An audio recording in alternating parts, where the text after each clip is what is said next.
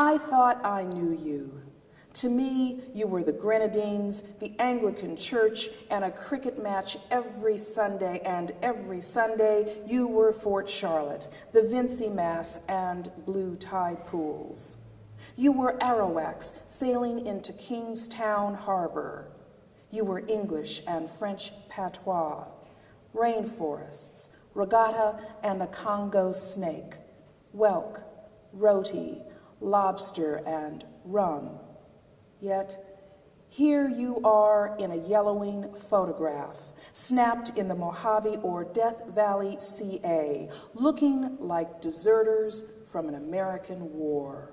Her, every bit the boy, hair slicked, leather jacket cinched at her throat, her tiny foot on the running board of a black 37 Ford coupe, and you looking nothing less than the black Clyde Barrow, flicking the butt of your Lucky Strike, checking out your boys at play in the dirt, wearing short pants and high tops, everyone looking for all the world, as if the Caribbean was a dream, a far yesterday away, and it was, and it's clear I did not know you.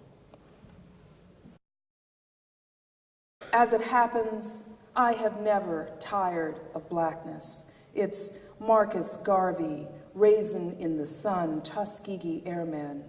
It's Strivers Row and Liver Lips. It's Dred Scott, Freedman's Bureau, Scott Joplin. Some say black is swarthy, gloomy, evil, fiendish, but we all spring from the tribes, Ashanti, Bobo, Fulani, Wolof, their cowrie shells and crobo beads sewn into our fading fabric. I don't know much about my native blackness. My daddy, he say Igbo, the only word he can give me, but it's the only word I need to get the old folks to remembering that in Igbo, ututu is morning, abali is night, and in any mirror, my ihu, my face, is always black.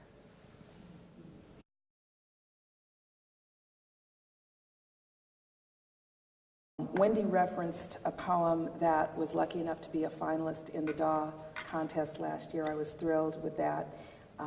Happy to read here then and now, and I'd like to read it again. The Unworshipped Woman. Nothing beat her, break her down, or reek so the way she do. Nothing got her unzipped mind, her fly paper memory. She a riverbed, will be for a dog's millennium. She gone lost to her unborns. She pales smoke, shadow in the distance. She a train whistler's whistle, this unworshipped, this woman. She come like salt lick. She go down like a drowning man hollering for one last. Her story hung like seaweed. She come in, she go out, like unworshipped women supposed to. Knees bloody, knuckles got somebody's jawbone jammed on. Hair coiled with September twatterlight. Corkscrewed so tight, even owls won't hoot, until she passed by them, longing on long legs, lips the color of peril, bittersweet, folded round a hollow in her twisted back. But her one good eye, it flash. This poem has an epigraph by Lawrence Rabb. But each of us deserves, in a reasonable life, at least a dozen times when death doesn't take us. The first was on the frenzied voyage through the birth canal. and when, without permission, they gave her quietly away. At her first great feeling up by Diego de Jesus while flying on a swing, and when blessed blood pooled deep, then spit its prayers down her legs. Then later, when castanets rattled in her father's throat and chest, and the day her heart broke into thirds and fourths and fifths, then dust. One brutal December at the Dakota, when a beetle vanished in the broom, and the day that all her prayers fell still before her babes could be born.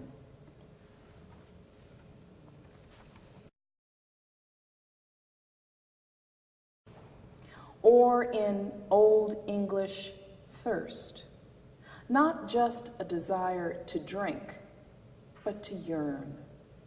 Medically speaking, polydipsia, desire to drink in the extreme, which happens when one has been too long parched. So butterfly kiss me. Or haven't you ever seen a daisy, head of petals bent, ready to join the mulch heap, just past sunset, brought back to sanguine stem by morning dew, glistening.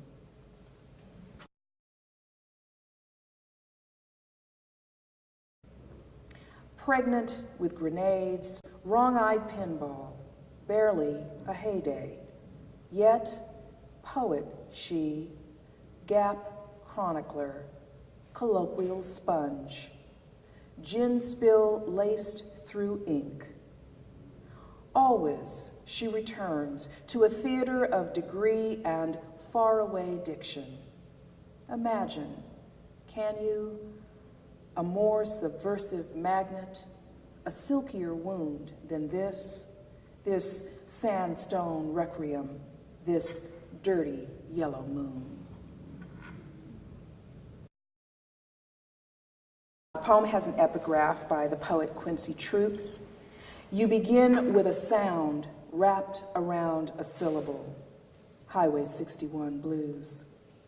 Oh, and the only thing you need to know perhaps about this poem, if you don't get the reference, is Bobby J is a reference to Robert Johnson, the legendary bluesman who was said to have sold his soul to the devil at the crossroads. I just love that. Won't you take me, Bobby J? Won't you take me up the trail out of New Orleans, past Natchez, past Vicksburg, all the way to Rolling Fork? You and me gonna beat the boll weevil, gonna beat the bent back heat all the way to Duncan, all the way to New Africa been on my mind. I'm looking for a blue devil to set me free from floodplains, from Yazoo, from Tallahatchie, fly free me all the way to Greenville, Tutwiler, all the way to Clarksdale, where my guitar just got a moan, preaching blue, all the way, all the way, all the way. And I'm hollering loud, I've been buked and scorned, Willie Brown. I've been beat down, Howling Wolf. Hey, Kid Bailey, got any scratch? Can you get me to Shelby, where blues ain't dead? So said some pretty one-eyed gal who gave me 2 6-stringers and a hard drum, said, pace yourself, pace yourself. And yeah, Mr. Jimmy Cotton soothed me sure with some sweet, sweet devil music to keep me moving out of sullen heat and deep blue and Jim Crow and sharecrop. No mo dry throat, no mo hot whip, no mammy sold to don't know where, no white man's cotton, but no 40 acres and no goddamn mules. Yeah, so take me, Bobby J, all the way to Memphis, out west to Houston, up east to Cincinnati, up north to Chi-Town, away from the won't you please stop breaking down blues.